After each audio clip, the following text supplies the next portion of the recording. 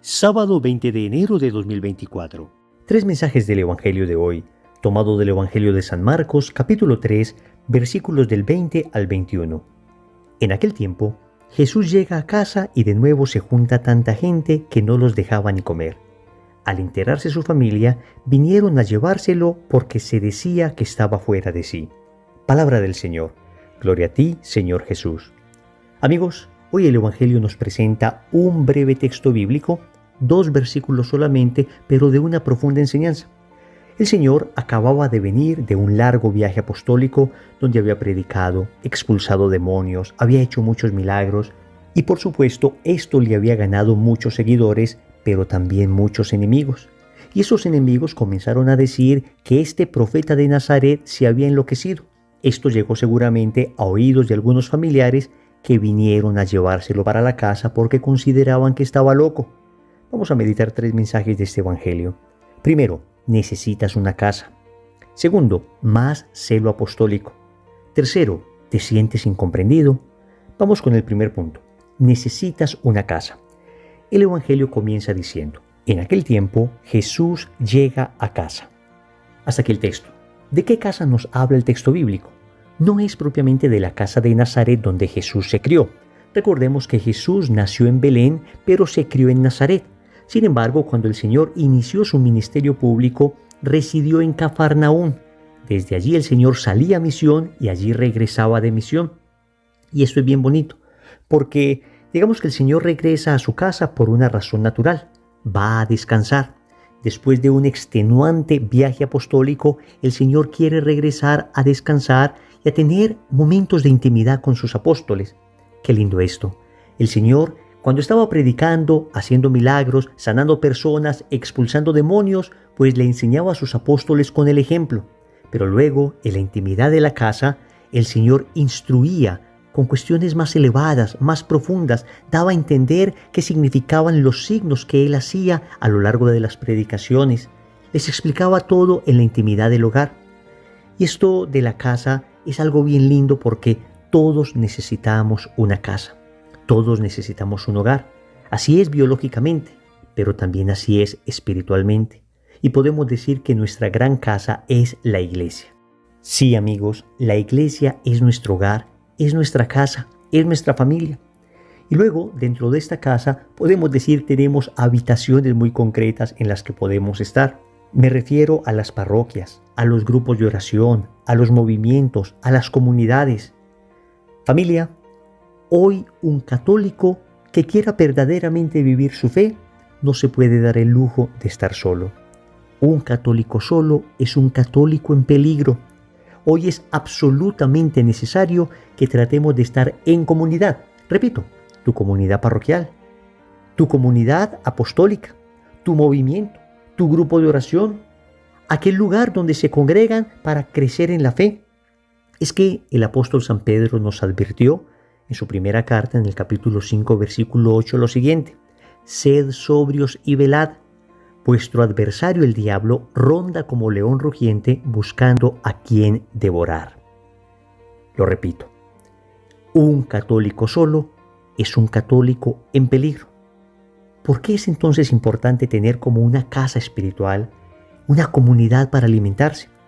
Porque en la comunidad tú creces en vida de oración, nos juntamos para orar, pero es que ver una persona orante, ver una persona que se esfuerza por caminar en la vida espiritual me estimula también a mí en la oración.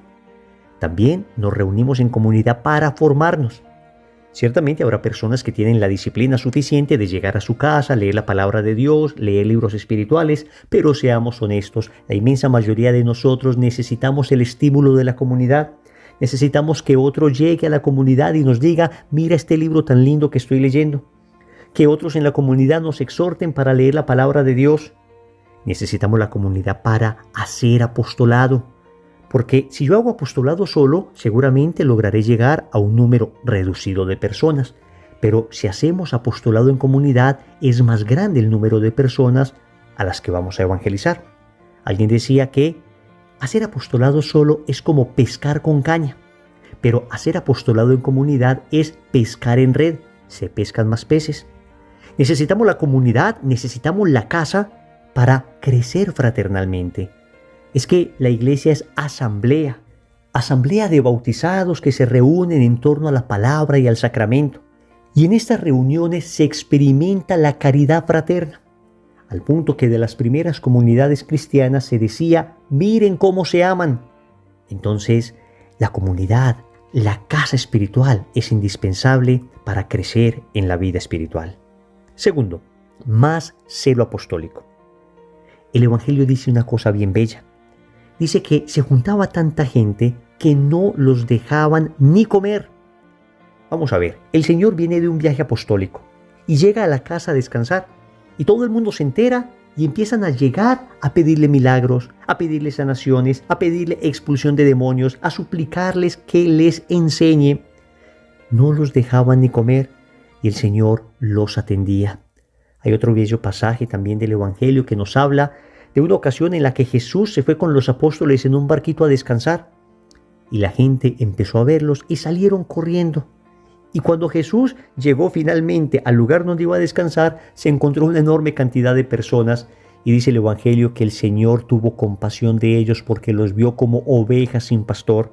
Esto nos habla del profundo celo apostólico que tenía Jesús, de cuánto importaban para él las almas. Esto del celo apostólico no es otra cosa que el deseo de ayudar a otros a llegar al cielo. Y es algo que desafortunadamente hemos perdido bastante como iglesia. Antes, pensemos en los misioneros que dejaban su casa, que dejaban su comodidad, que dejaban sus lujos y se iban a aquellas tierras recónditas, lejanas, incómodas, a idiomas que ni conocían, culturas completamente desconocidas, y daban su vida anunciando el Evangelio. Ese ardor apostólico, ese celo apostólico constituyó comunidades cristianas completas, vigorosas.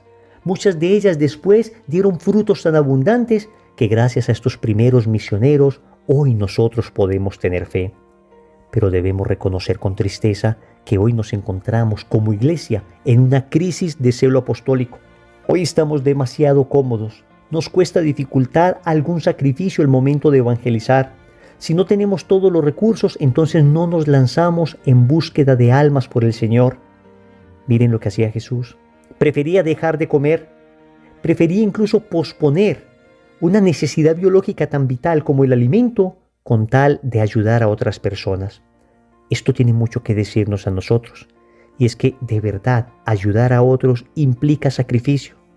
La caridad implica renuncias, implica salir de nuestra comodidad para ponerme en servicio de los demás. Más adelante Jesús dirá en el Evangelio de San Juan, capítulo 4, versículo 34, mi alimento es hacer la voluntad del que me ha enviado y llevar a cabo su obra. No estamos diciendo, por supuesto, que una persona deba dejar de comer definitivamente, que no pueda ni dormir con tal de hacer apostolado. Naturalmente hay un equilibrio, pero seamos sinceros. Nosotros hacemos caridad hasta que la caridad nos empiece a incomodar. Allí suspendemos la caridad. Hacemos caridad en muchas ocasiones con las migas que nos sobran, con las migas que caen de la mesa. Pero allí, cuando la caridad me exige sacrificio, me exige renuncia, cuando la caridad me desacomoda, entonces dejamos de hacerla. Hoy el Señor nos está diciendo, el amor en muchas ocasiones desacomoda, el amor en muchas ocasiones duele. Madre Teresa de Calcuta lo decía de manera magistral. Decía, ama hasta que te duela, y si te duele es buena señal de que estás amando. En pocas palabras, pidámosle al Señor un profundo celo apostólico, un profundo deseo de ayudar a otros a llegar al cielo. Ciertamente no somos nosotros los que los salvan. Cristo es el Salvador, pero nosotros podemos ser instrumentos de la gracia para que estas personas puedan conocer al Señor, aunque nos implique sacrificios. Tercero, ¿te sientes incomprendido? El Evangelio concluye diciendo que al enterarse la familia de Jesús, vinieron a llevárselo porque se decía que estaba fuera de sí. Otra traducción dice que se decía que estaba loco. Y esta es una realidad que muchos de nosotros hemos experimentado. La incomprensión de parte de los más cercanos, de parte de nuestros familiares, cuando empezamos los caminos del Señor. Por eso el Señor en el Evangelio de San Lucas, capítulo 4, versículo 24, nos advertía: en verdad os digo que ningún profeta es bien recibido en su patria. Es decir, La inmensa mayoría de veces, a los que más dificultad nos da para evangelizar es a nuestros propios familiares. Y eso es natural porque ellos nos conocen desde siempre, conocen nuestras debilidades, conocen también nuestras incoherencias. Por supuesto, en el caso de Jesús no era así, porque ni debilidades ni incoherencias tenía nuestro Señor, perfecto hombre y perfecto Dios. Pero sí había algunos de su familia que no terminaban de entender lo que hacía Jesús, mientras que había otros que por supuesto lo entendían perfectamente. Es el caso de la Santísima Virgen María. Ella entendía perfectamente lo que estaba sucediendo, porque en el Evangelio de Lucas capítulo 2 versículo 34 se nos recuerda que cuando la Virgen María llevó a Jesús a presentarlo en el templo, el anciano Simeón le dijo a María: «Este está puesto para caída y elevación de muchos en Israel y para ser señal de contradicción». Entonces la Virgen María sabía, naturalmente, que el apostolado de Jesús iba a generar contradicción. Eso es lo que sucederá en tu familia. Algunos te apoyarán, algunos estarán felices de que empieces este camino de conversión, de que te estés consagrando a Jesús por María, de que estés cambiando de vida, y otros en cambio te dirán: «Estás loco, me gustaba más como eras antes, has perdido mucho la alegría». Es que al inicio de la conversión uno muchas veces tiene que purificar su temperamento, y esto puede parecer a los demás que estamos perdiendo la alegría cuando en realidad la estamos purificando. Ya llegará una alegría renovada, una alegría limpia, una alegría mucho más caritativa, una alegría auténtica. Pero ciertamente mientras estamos en ese proceso de purificación, pues nos van a criticar. Te quiero dar algunos consejos que me han servido, aunque no siempre los he aplicado a la perfección, pero estos me han servido para tratar de evangelizar a mi familia. Y el primero de ellos es nunca imponer el evangelio, nunca forzar a nadie a creer, a excepción de la situación que tiene un padre cuando debe educar a sus hijos en la fe. Y por supuesto que hay ocasiones donde, aunque el hijo no quiera rezar, sobre todo cuando están pequeños, pues hay que estimularlos para rezar. Y así como hay que ayudarles a que coman aunque no quieran mucho, también de la mejor manera hay que ayudarles para que oren, aunque en ocasiones no quieran mucho. Pero a excepción de esta responsabilidad que tenemos los padres sobre nuestros hijos pequeños, en general la fe no se debe imponer. No puedes pretender que ellos vivan lo que tú vives si ellos no han experimentado lo que tú has experimentado, si no se han sentido amados como tú y yo nos hemos sentido amados en el momento en que nos encontramos con Cristo. Entonces lo primero es no por imposición.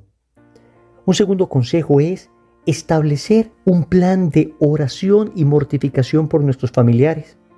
Vamos a orar el Santo Rosario, incluso de rodillas, pidiendo la conversión de los familiares. Vamos a ayunar los viernes a pan y agua pidiendo la conversión de nuestros familiares. Y si entre los nuestros ya hay algunos que van caminando, pidámosle a ellos que se unan a nosotros con estas prácticas de oración y de mortificación. Supliquemos a comunidades religiosas, a personas de vida espiritual que nos ayuden en ese proceso. Créanme, oración y mortificación son unas armas poderosísimas al momento de buscar la conversión de los familiares. Luego es importante, vital y esencial ser verdadero testimonio de vida.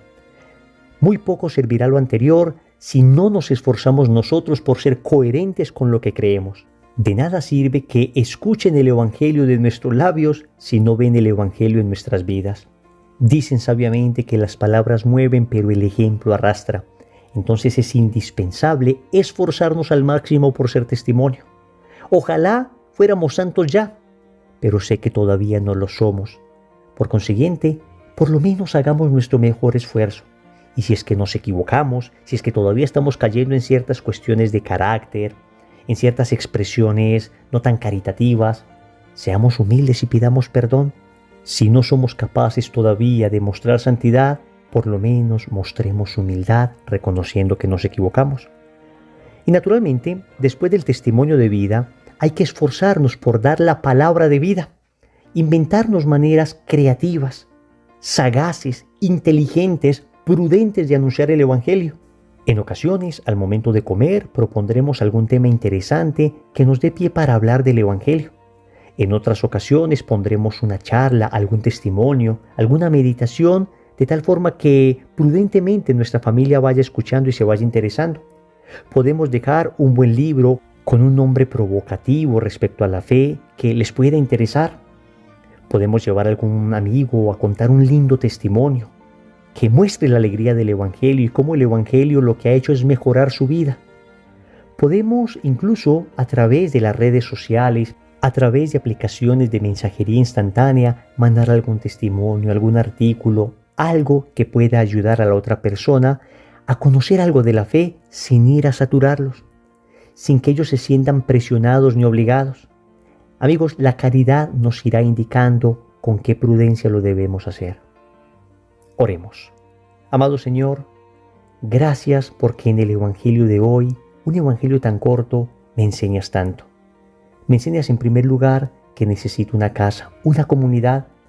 Gracias porque me has dado la gran comunidad de la Iglesia. Si todavía no tengo un lugar donde congregarme, un lugar donde crecer en la fe, te suplico me concedas una buena comunidad. También te quiero pedir que aumentes en mí el celo apostólico, que aumentes el deseo de ayudar a otras personas, aunque esto en ocasiones implique grandes sacrificios. Finalmente, Señor, te doy gracias porque en ocasiones a través de la incomprensión de los que tengo cerca, de la incomprensión de mi propia familia, me enseñas a ser más humilde. Te suplico me concedas la gracia de la astucia, de la inteligencia, de la prudencia, del discernimiento, el don de tu Espíritu, para poder ayudar a mi familia a acercarse a ti. Señor, dame lo que me pides y pídeme lo que quieras. Amén. Recordemos entonces. Primero, necesitas una casa. Segundo, más celo apostólico. Tercero, ¿te sientes incomprendido? Compromiso. En el rosario de hoy vamos a pedir por la conversión de nuestros familiares. En el nombre del Padre, y del Hijo, y del Espíritu Santo. Amén.